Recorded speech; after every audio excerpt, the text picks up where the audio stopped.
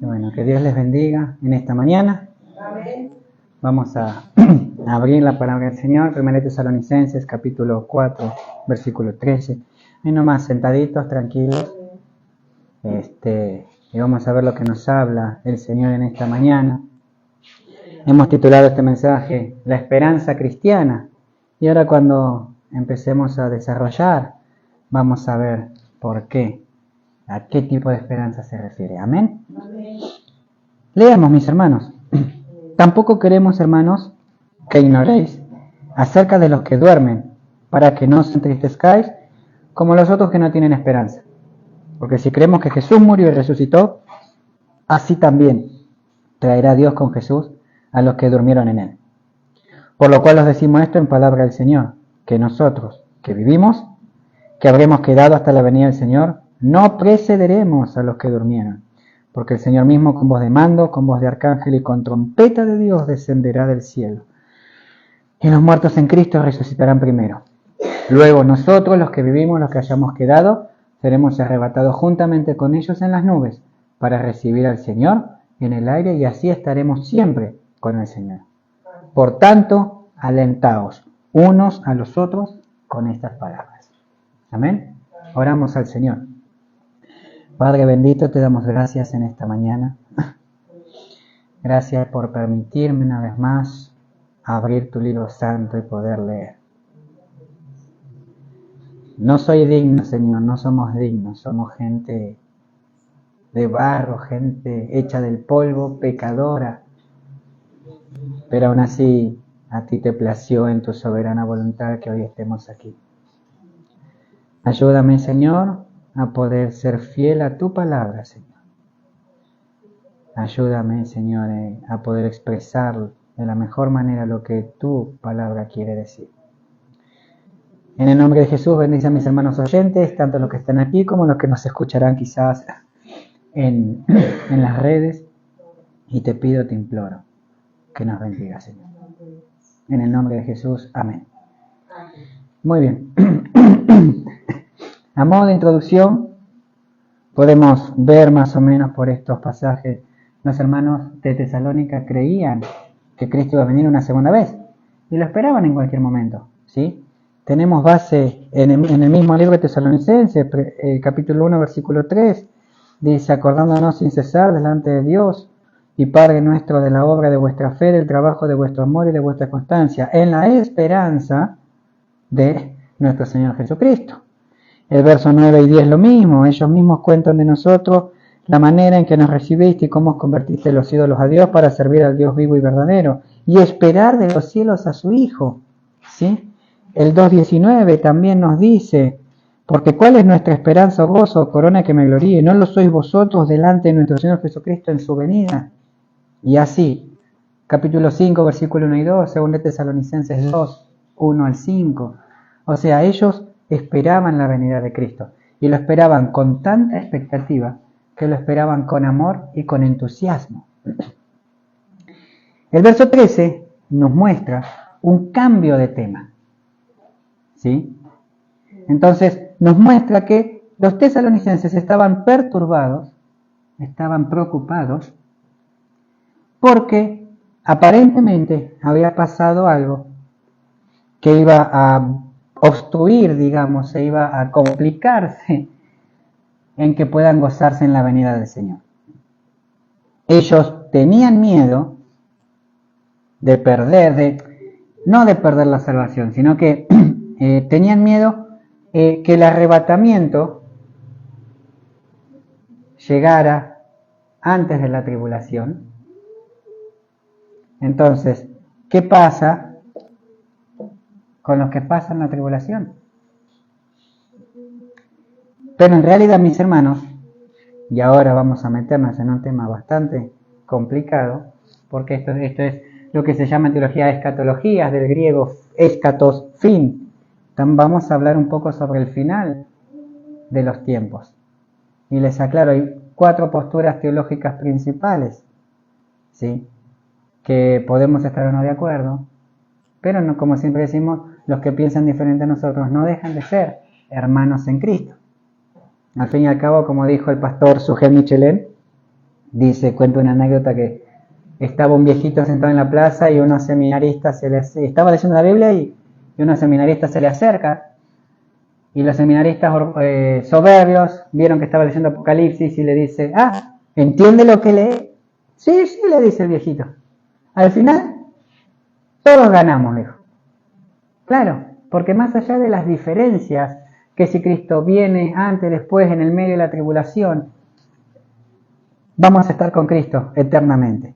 Y más allá de las posturas teológicas que podamos tener, que nosotros tenemos la nuestra como iglesia y la vamos a presentar hoy, no significa que el que piense diferente no es hermano o se va a ir al infierno por eso. O sea, al final vamos a estar el dispensacional, el premilenarista histórico, el amilenalista, que son las posturas teológicas, todos vamos a estar en la presencia del Señor. Así que vamos a nosotros obviamente defender nuestra postura porque es lo que creemos a la luz de la palabra, pero a no menospreciar al que piensa diferente de nosotros. ¿Amén? Entonces en realidad la tribulación, mejor dicho, el arrebatamiento va a venir después de la tribulación. ¿Qué quiere decir eso? La Biblia de Apocalipsis habla de 7 años de tribulación, 3 años y medio de tribulación y 3 años y medio de gran tribulación. Y el pueblo, la iglesia de Jesucristo, va a padecer esos 7 años. Después de que pasen esos 7 años, el Señor va a venir en su segunda venida. ¿Sí? Entonces, los tesalonicenses creían que el arrebatamiento iba a pasar antes.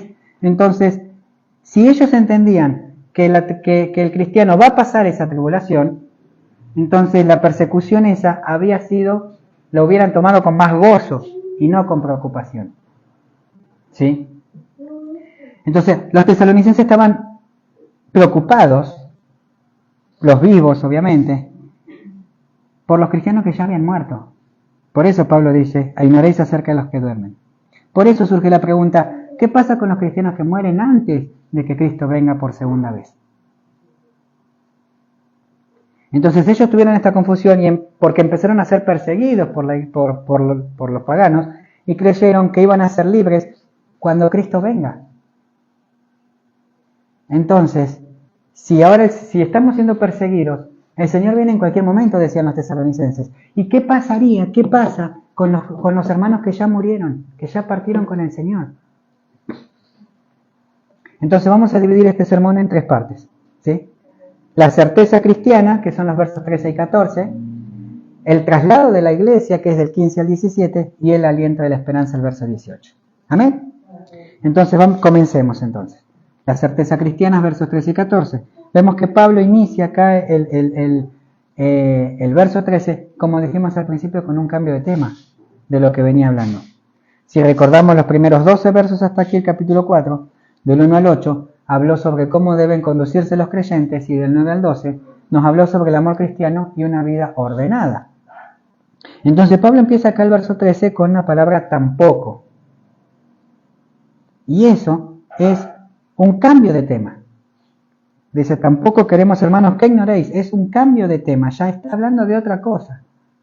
¿Sí? Y llama la atención, la palabra hermanos, lo sigue tratando como hermanos, pero es como que le llama la atención sobre la importancia que tiene este nuevo tema. Y vemos que Pablo no solo presentó un nuevo tema, sino, como dice el verso 15, por la cual os decimos esto en palabra del Señor, le muestra una nueva revelación de Dios. ¿Sí? ¿Y qué es lo que intenta hacer Pablo?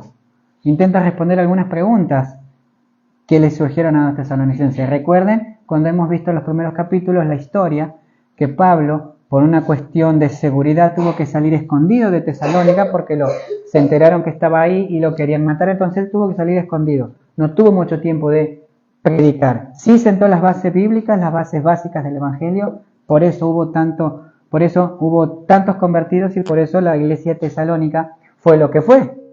Recordemos los capítulos anteriores donde gente de todo el mundo se acercaba a Tesalónica y eran predicado el Evangelio. Pero había pequeños detalles que no llegaron a comprender bien los hermanos de Tesalónica. Entonces, recuerden que también nos dice que Timoteo fue a ver cómo estaba la iglesia. Y cuando vuelve, seguramente en la carta, le trae esas preguntas, esas dudas, entonces Pablo se empieza a contestar.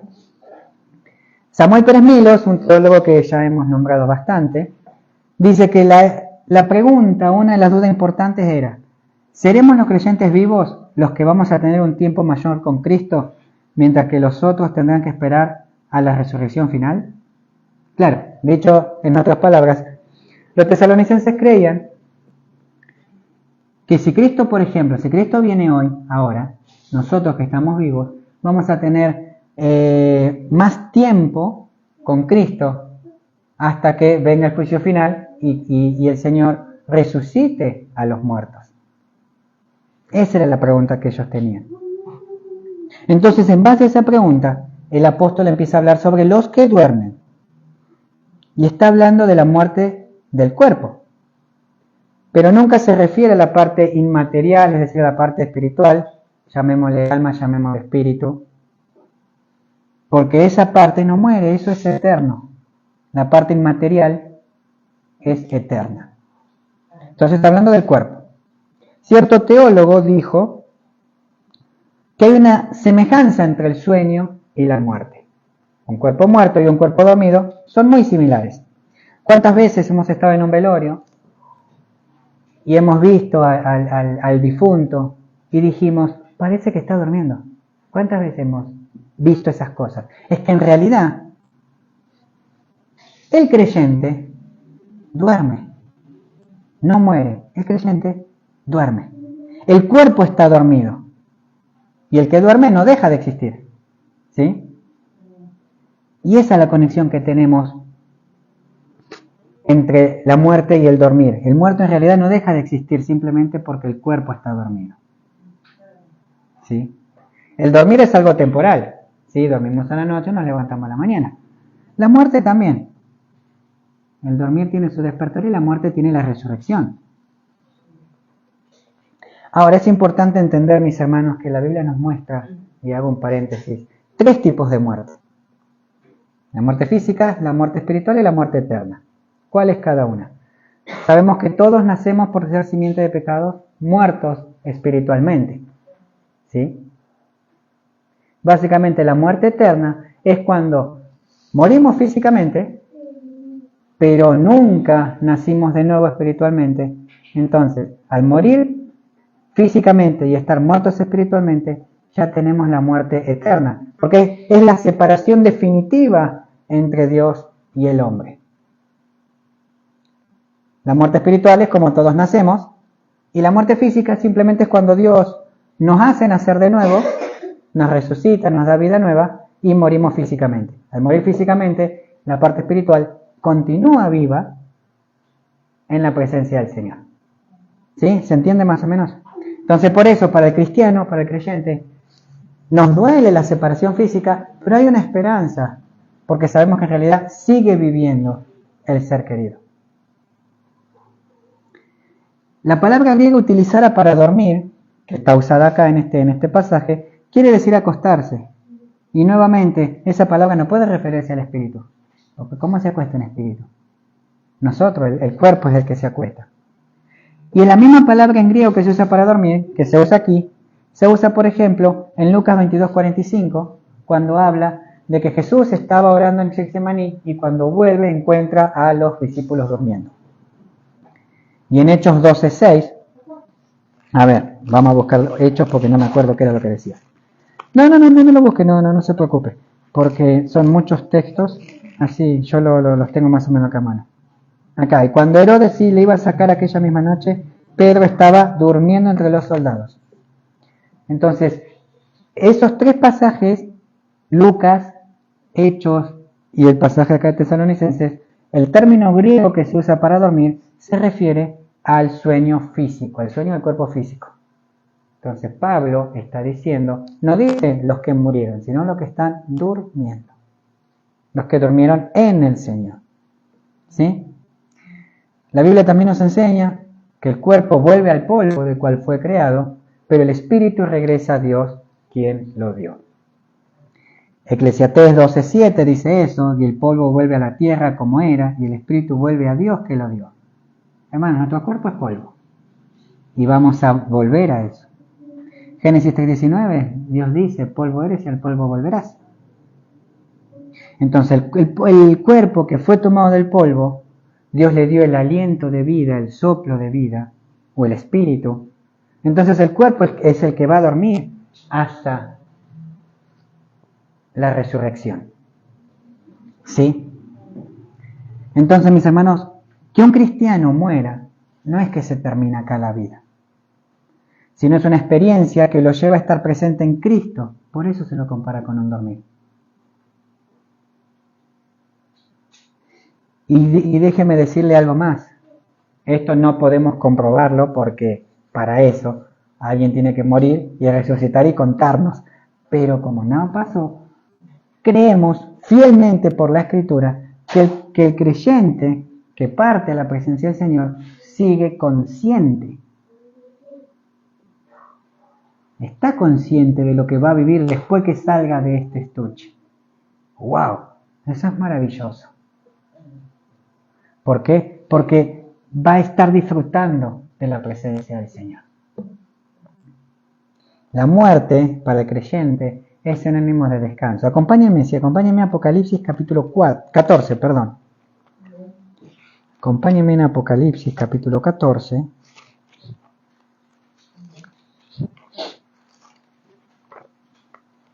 Para que lo leamos todo.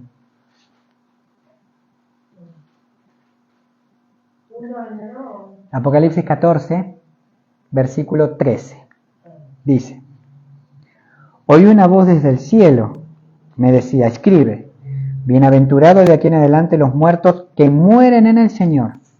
Sí, dice el Espíritu, descansarán de sus trabajos porque sus obras con ellos siguen. Descansarán. Entonces, ¿qué quiere decir este pasaje? Nos muestra que si bien la persona, el cristiano, cierra los ojos a este mundo, pero abre los ojos, es un despertar en la presencia del Señor. El dormir, como Pablo lo presenta, no se trata de un estado intermedio, o como creen los católicos, ¿no? El limbo, el purgatorio, que están en estado intermedio hasta que llegue el día del juicio. El alma duerme para el mundo que dejó, pero se despierta a su verdadero mundo, que es la parte, el mundo espiritual, en la presencia del Señor. ¿Se entiende más o menos, mis hermanos? Si no se entiende, después lo pueden ver en Facebook. O lo conversamos en persona, no hay problema. Entonces, el texto nos sigue diciendo que ellos estaban tristes por este acontecimiento de la muerte de los creyentes, antes de que Cristo venga. Pero eso porque le faltaba conocimiento. Y acá vemos que Pablo también separa a la humanidad en dos grupos. ¿Por qué? ¿Qué dice? Para que no os entristezcáis como los otros que no tienen esperanza. Pablo dice que hay dos grupos. Hay los que tienen esperanza y los que no la tienen. Los cristianos, ¿de qué grupo somos? De los que tienen esperanza. Porque como dice Colosenses 1:27, Cristo es en nosotros la esperanza de gloria. ¿Sí? Entonces, a los tesalonicenses les faltaba conocimiento, les faltaba entender esa parte. Entonces, ese detalle, esa falta de conocimiento le causaba tristeza a los hermanos. Y es lo que el apóstol quiere disipar, quiere sacar toda duda. ¿Sí? Porque el creyente, como hemos dicho al morir, va directamente a la presencia del Señor. Si vemos Filipenses 1:23, cuando Él les escribe, Él les dice, sería bueno estar con Cristo, que es muchísimo mejor. Pero acá me quedo por ustedes. Él no está hablando de la muerte, Él está hablando de un pase. Es como si yo dijera, yo quiero estar acá, pero también quiero estar en otro lado, al mismo tiempo. No estamos hablando de morir, estamos hablando de una transición. ¿Sí?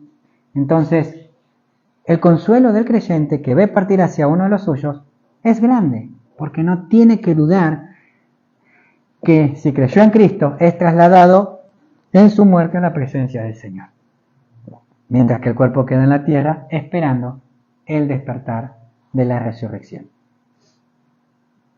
A diferencia de los otros, es decir, los que no tienen esperanza, la muerte de un familiar, de un ser querido, genera una tremenda experiencia de tristeza, porque no hay esperanza de volver a verlos. No hay esperanza como la que tiene el cristiano. Ahora, mis hermanos, es bueno tener en cuenta que como cristianos no significa que tenemos que estar sólidos como una roca, ser insensibles al dolor. Se murió mi mamá, mi papá y yo voy a estar o con una sonrisa porque estoy contento porque se van a la presencia del Señor. No, obviamente nos va a doler y tenemos el privilegio de demostrar nuestro dolor, ¿sí? Pero esa tristeza es por una separación momentánea, porque sabemos que hay una esperanza. Un cristiano que se presenta como insensible por la muerte de uno de sus seres queridos, en lugar de ser un testimonio, es todo lo contrario. ¿Por qué? Porque el amor que el Espíritu Santo produce en el creyente lo conduce a una mayor sensibilidad. Entonces, si nosotros actuamos seriamente, serio en el sentido de decir apáticamente, sin dolor, la gente, en vez de glorificar a Dios, va a mirarme a mí. Decir, mira que eres almado, no llora, no hace nada, como que no le importa.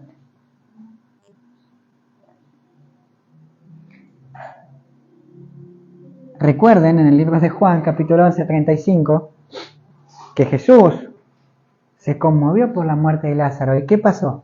¿Qué dice la Biblia? Lloró. Y Jesús lloró por la muerte de un amigo. ¿Por qué nosotros no vamos a llorar por la muerte de un ser querido? Eso sí, no tenemos que tener por ahí, actuar por ahí como el mundo, llorar desconsoladamente como si se acabara el mundo, como si no tuviéramos esperanza. Pero sí que podemos llorar, obvio, ¿sí? Entonces, ya el siguiente verso, vamos avanzando, mire todo lo que hablamos al verso 13, nos habla sobre la muerte y la resurrección de Cristo. Porque si creemos que Jesús murió y resucitó, así también traerá Dios con Jesús a los que durmieron en Él. Esa es la base fundamental del cristiano, mis hermanos. Sin la muerte, no habría posibilidad de sustitución para la salvación. Si Cristo no hubiera muerto, hubiera sido nuestro sustituto, no habría salvación. Sin la resurrección, no sería posible la justificación. ¿Por qué? Porque no hay nada que pueda salvarnos. Entonces, la muerte y resurrección de Jesús, mis hermanos, es base para creer en la resurrección de los creyentes y en la venida del Señor para buscar a los suyos. Si no creemos que Jesús murió y resucitó, no hay salvación. No somos salvos. Entonces, Pablo apela a esa doctrina básica, ¿sí? Y nos muestra algo más profundo, porque así como Cristo murió y resucitó, también los creyentes muertos en Cristo van a resucitar. ¿Por qué? Porque la resurrección de Cristo permite una nueva posición para el creyente. Recuerden que ahora estamos en Él, como dice Filipenses, como dice Colosenses, ¿se acuerdan? Que es en Él, en Cristo estamos ahora. Entonces, al identificarnos con Cristo, la vida eterna se obtiene como don de Dios. Pero por medio de Cristo es dada a los hombres. Porque no hay ningún mediador, dice Timoteo, ¿no? Entre Dios y los hombres, Jesucristo, hombre. Entonces el texto además nos enseña que quien trae los muertos en Cristo, ¿quién es? El Padre. Porque si creemos que Jesús murió y resucitó, así también traerá Dios con Jesús a los que durmieron en Él, o sea, en Cristo. ¿Sí? El verbo utilizado aquí para referirse a que los muertos vendrán con Jesús al encuentro de los creyentes vivos, transformados, expresa la idea de conducir, de llevar. Eso significa que el Padre, Dios Padre, es el que conduce las almas de los creyentes dormidos a la presencia de Jesús. Esto es maravilloso. Ya cuando vayamos avanzando vamos a ver. Pero en un abrir y cerrar de ojos, el Señor va a venir y ya me estoy adelantando, pero no puedo. El Señor va a venir y Dios va a traer a los espíritus, a las almas de los muertos en Cristo, y van a volver a sus cuerpos y van a ser glorificados. Ya cuando lleguemos vamos a verlo más detalladamente. Samuel Pérez Milos dice: la posición de los creyentes en Cristo no supone que estén solo en Él, sino que también están en la mano del Padre. Aquellas ovejas, en el cumplimiento del propósito eterno para los salvos que murieron en Jesús, serán conducidos por el Padre para una reunión con todos los salvos, a fin de que estemos para siempre con el Señor. Y William Hendrickson, otro teólogo, dice: para Pablo y sus compañeros, los que partieron son muy reales, son personas, no es que dejaron de existir. Están definitivamente vivos y activos. Además, son personas que Jesús traerá consigo desde el cielo en su venida. No obstante, Pablo no dice que Jesús les traerá, sino que Dios les traerá. El razonamiento característicamente paulino parece ser este: el mismo Dios que levantó a Jesús de los muertos, levantará a los muertos a los que le pertenecen a Jesús. Él, o sea Dios, les impulsará a venir junto con Jesús desde los cielos, es decir, traerá las almas desde los cielos, de modo que puedan reunirse rápidamente en un pestañear con sus cuerpos y así salen a encontrar al Señor en el aire, para estar con Él para siempre.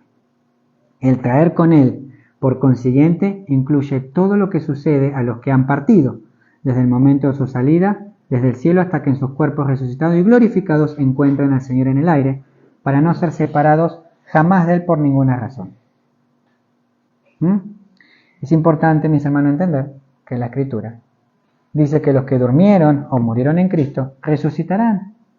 Y va a haber un traslado de toda la iglesia, tanto los vivos como los que resucitaron, para encontrar al Señor en el aire y estaremos siempre con Él.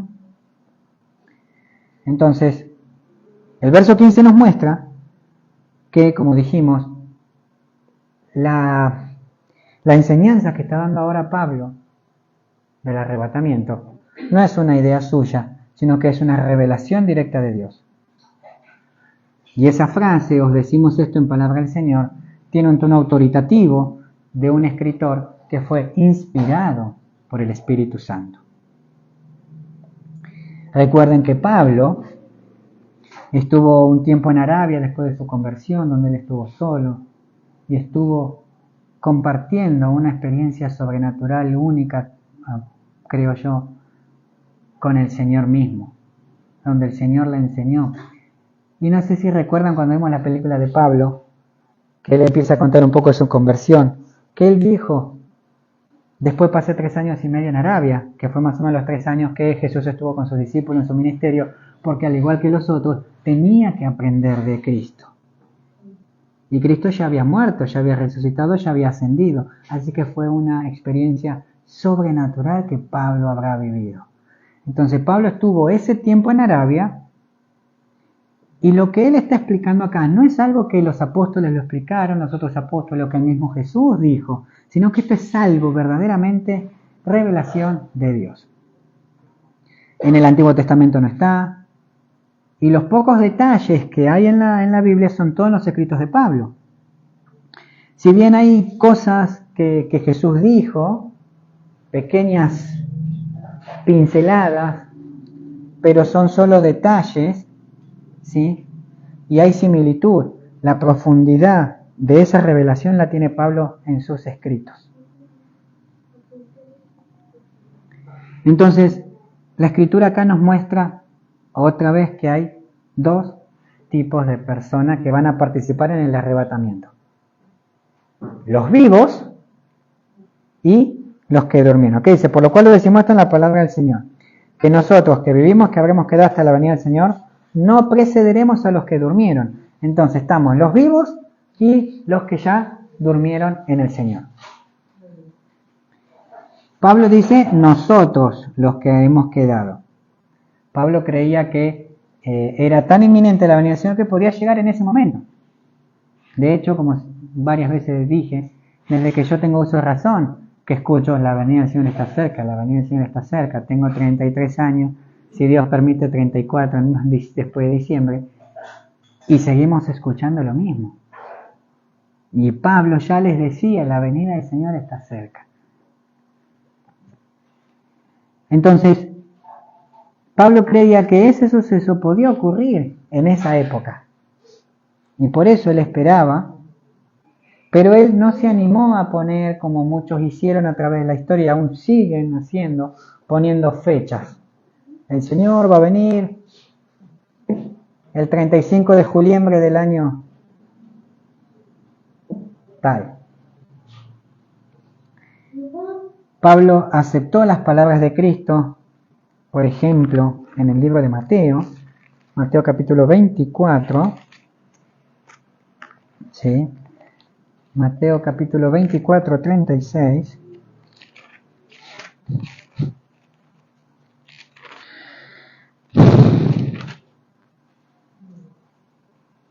¿Qué dice? Pero el día y la hora nadie sabe, ni aun los ángeles del cielo, sino solo mi Padre. ¿Sí? Y Hechos capítulo 1, versículo 7.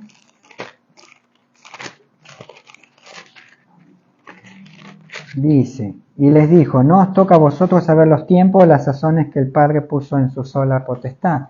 Entonces, Pablo sabía eso y no puso fechas, dijo, el Señor viene, pero estemos atentos, ¿sí?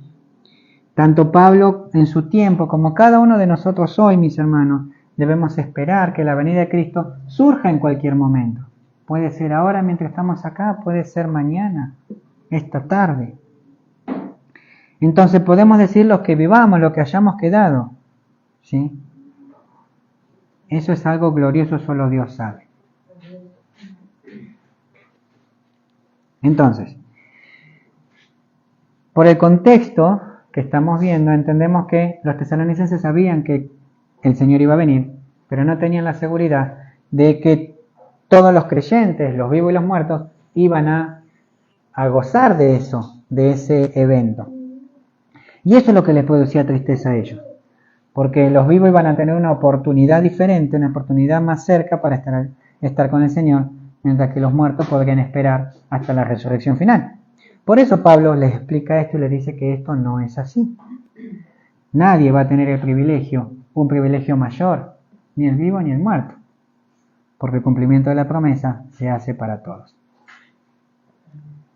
Por ejemplo, hay una obra judía del segundo siglo llamada Segunda de Esdras, en su capítulo 13, versículos del 14 al 24, dicen que los que sobrevivan hasta que Cristo venga serán más bendecidos y tendrán más beneficios sobre los que murieron antes. Pero eso no es verdad, no es bíblico. Entonces, seguramente los tesalonicenses escucharon eso o escucharon algo parecido y por eso ellos dudaban. Entonces Pablo les explica y les dice que no. Y llegamos al verso 16, un verso glorioso, hermoso, que nos habla de la segunda venida de Cristo. Porque el Señor mismo con voz de mando, con voz de arcángel y con trompeta de Dios, descenderá del cielo y los muertos en Cristo resucitarán primero. Vemos la segunda venida del Señor y la segunda venida no será como la primera. La primera vino en humildad, en una aldea en Belén, en un pesebre, envuelto así nomás en pañales. En esta ocasión va a venir con poder, va a venir triunfante, va a venir, como dice las palabras, con voz de mando, con voz de arcángel que llenará el aire y penetrará el sonido de una trompeta y llamará a los muertos de su tumba. Todo eso, como dice 1 Corintios, va a suceder en un abrir y cerrar de ojos. Esta venida de Cristo va a ser en un cuerpo físico y será glorificado por la resurrección. ¿Sí? Y esto se cumple la promesa que nos hizo en Juan capítulo 14, donde dice, iré y prepararé morada para vosotros y volveré a buscarlos. En palabras más o menos. Entonces, la frase con voz de mando, primero dice que el Señor mismo, no va a venir ningún ángel, no va a venir nadie a buscarnos por el Señor. ¿Vieron cuando, por ejemplo, hay que ir a buscar a alguien y mandamos a un tercero? Sí, yo vengo de parte de fulanito. Bueno, acá no, el Señor mismo va a venir a buscarnos. Con voz de mando. Y eso habla de la omnipotencia de Dios. Cuando Dios creó el universo, ¿con qué lo creó? Con su voz. Dijo Dios, hágase la luz, y la luz se hizo. hágase esto, y se hizo. A través de la historia, el poder de su palabra tuvo poder, tuvo fuerza. Las sanidades que hizo durante el ministerio terrenal. Pero de forma especial, Dios, Jesús, ha resucitado gente también. El más famoso, digamos con voz de autoridad, con voz fuerte, Lázaro, de fuera. Entonces, la principal razón por la que el apóstol enseña que la venida del Señor vendrá con voz de mando es porque va a producirse con esa misma voz, va a reproducir la resurrección general de todos los muertos en Cristo. También dice que con voz de mando y con voz de arcángel. No se habla mucho de los arcángeles en la Biblia. En Judas habla que el arcángel Miguel contendió con Satanás por el cuerpo de Moisés. Y en Apocalipsis 12 habla de que Miguel va a ser, digamos, el general del ejército celestial. Entonces, sabemos que en el cielo, en los rangos de los ángeles, hay diferentes rangos, y uno de ellos son los arcángeles. El arcángel es literalmente el jefe de los ángeles, y quiere decir que él es el que coordina el ejército conforme a los propósitos de Dios. Pero el que desciende no es un arcángel. El que desciende es Dios, es Jesús mismo. Es el Rey de Reyes, es el Señor de Señores, que con esa voz de mando, con esa voz de arcángel, ¿sí?, nos enseña que la voz de autoridad para la resurrección es también la voz de autoridad sobre los ejércitos celestiales que estarán presentes en esa ocasión. La voz de arcángel significa la voz de poder sin oposición. ¿Amén? Nadie se le va a oponer a esa voz poderosa. Y con trompeta de Dios sigue diciendo. Y esto es importante. No debemos confundir que sean las trompetas de juicio, de Apocalipsis, sino que más tienen la idea de una trompeta para salir a reunirse con el Señor. Es una trompeta de liberación. Si vemos Éxodo 19, versículos 16 al 19, vemos que se escuchaba en el campamento de Moisés, se escuchaba un sonido, no dice el texto trompeta, pero se escuchaba un sonido que asustó al pueblo, y Moisés los hace salir del campamento para encontrarse con Dios. Entonces, esa será una trompeta de liberación definitiva de las garras del pecado. Entonces, ¿qué más nos sigue diciendo el pasaje? Me perdí. Y los muertos en Cristo resucitarán primero. ¡Opa! El pasaje dice que los muertos en Cristo resucitarán primero. Y John MacArthur dice en su comentario, los santos muertos no serán inferiores de modo alguno a quienes estén vivos durante el arrebatamiento. De hecho, resucitarán primero. Sus cuerpos glorificados se unirán a sus espíritus glorificados para hacerlos a imagen de Cristo, como escribió el apóstol Juan en su primera epístola 3:2. Sí, el apóstol Juan dice que seremos conocidos. A ver, busquémoslo para no hablar de más. Primera de Juan, capítulo 3, versículo 2. Dice, primera de Pedro. Amados, ahora somos hijos de Dios y aún no se ha manifestado lo que hemos de ser, pero sabemos que cuando Él se manifieste seremos semejantes a Él porque le veremos tal como Él es. Claro, seremos glorificados, seremos transformados. Quienes estuvieron en Cristo en la vida también lo estarán en la muerte. Porque como dice Romanos 8:38, ¿qué nos puede separar del amor de Cristo? La muerte no puede separar a los creyentes de Dios. Y esto lo que decía hace un rato. Muchos por ahí malinterpretaron. Los muertos en Cristo resucitarán primero.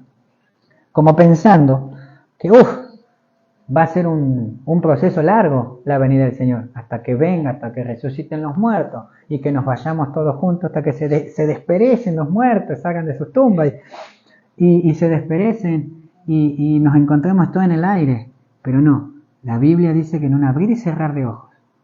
Así que Imagínense qué glorioso, qué sobrenatural, que se escuche la voz de Jesús, la trompeta, y que de repente al lado nuestro aparezca un hermano, un familiar, un hijo de Dios que haya resucitado. Y nosotros también vamos a cambiar, vamos a ser glorificados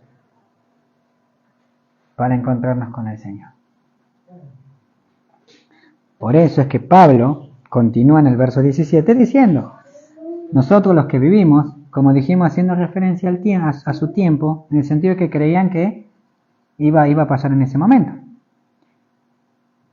Entonces, si pasa hoy, o pasa cuando yo me muera, por ejemplo, si yo estoy muerto, voy a resucitar y voy a estar con los que estén vivos para encontrarnos con el Señor en el aire. Si pasa en estos tiempos que estoy vivo, que estamos vivos, van a levantarse los que murieron en el Señor y vamos a ir juntos a recibir al Señor en el aire. La omnipotencia divina que resucita a los muertos y transforma a los vivos en un abrir y cerrar de ojos hará que todos los creyentes, es decir, la iglesia de Cristo, sea levantada del mundo y elevada hasta el aire en las nubes. ¿Para qué nos vamos a elevar? ¿Qué dice el texto? ¿Para qué vamos a elevarnos al cielo? Para recibir al Señor en el aire. Él desciende del cielo, y la iglesia asciende desde la tierra, y el lugar donde nos vamos a encontrar es el aire.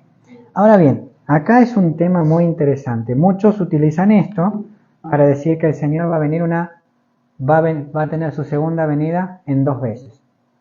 Este acontecimiento, y se lo lleva a no sé dónde, a la iglesia, y después vuelve otra vez para reinar finalmente. R.C. Sproul, un teólogo reformado, dice en su Biblia, la iglesia de todos los tiempos ha aguardado con gran expectativa el prometido retorno de Cristo. Así como su primera venida aseguró nuestra redención, su segunda venida es la bendita esperanza de la iglesia para la consumación de su reino. El término que en el Nuevo Testamento se usa con frecuencia para señalar el retorno de Cristo es parusía, que se refiere a aparición, manifestación o venida. La venida de Jesús en gloria al final de los tiempos se refiere a la expectativa que tiene la iglesia en cuanto a la segunda venida de Cristo.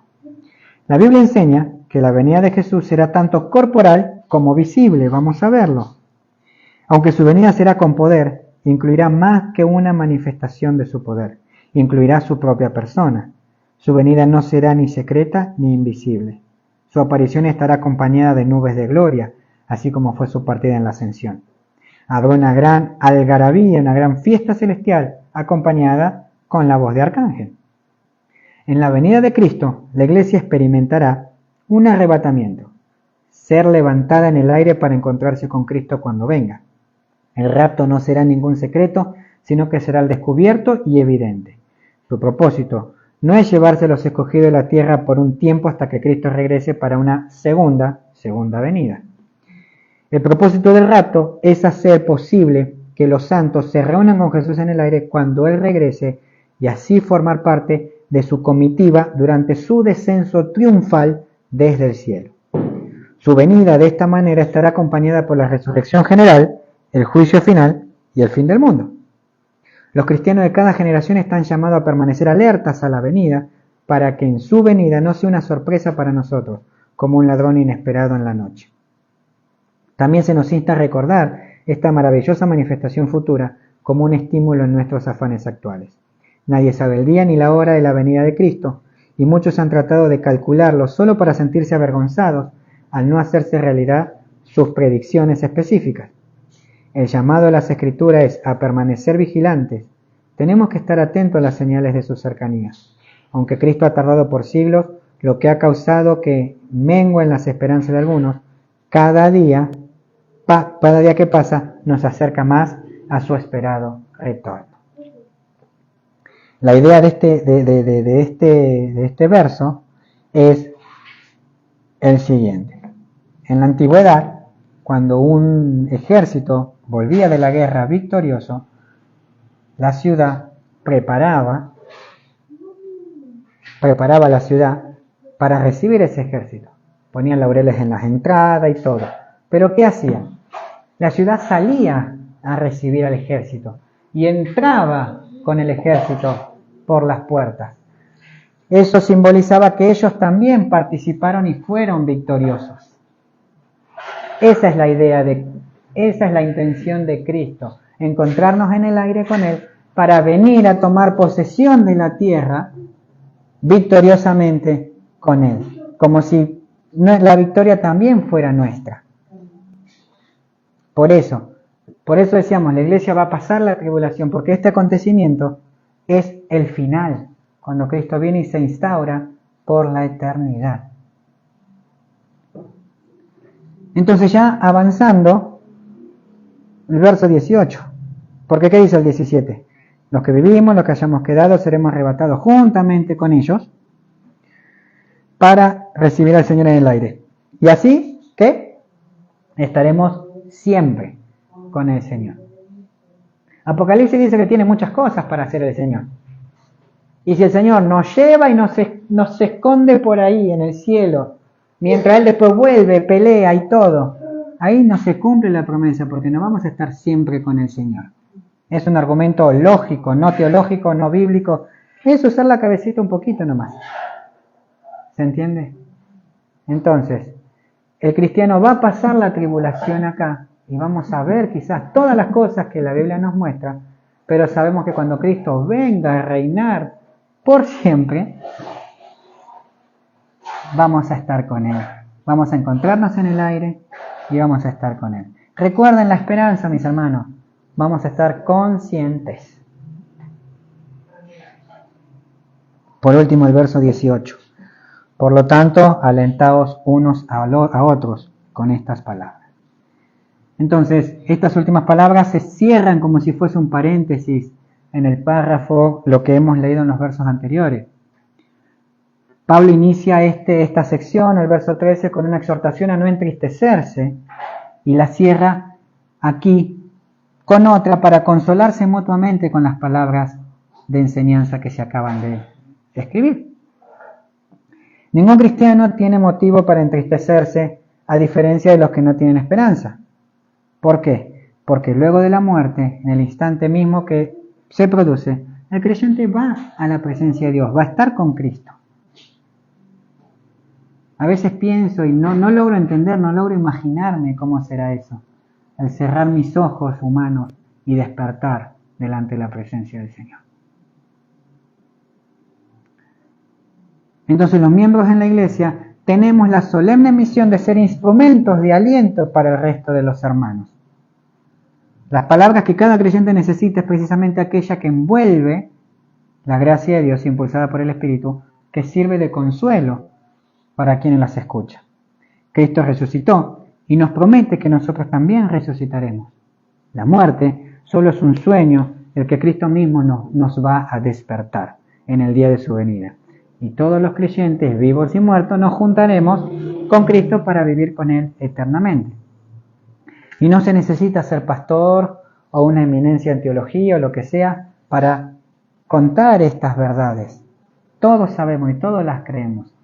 Cuando acompañamos a un hermano en los momentos difíciles, la pérdida de un ser querido, no digas, no, yo no sé qué decir, no. Si verdaderamente la persona que partió es hija de Dios, alentar al hermano, a la hermana, recordar lo que dice la palabra. Hay esperanza. Cuando Cristo venga, va a resucitar y nos vamos a volver a ver. Amén. Para finalizar voy a leer algunos pensamientos. Y dice, la ignorancia de esta doctrina siempre trae problemas al creyente, como vimos en el verso 13.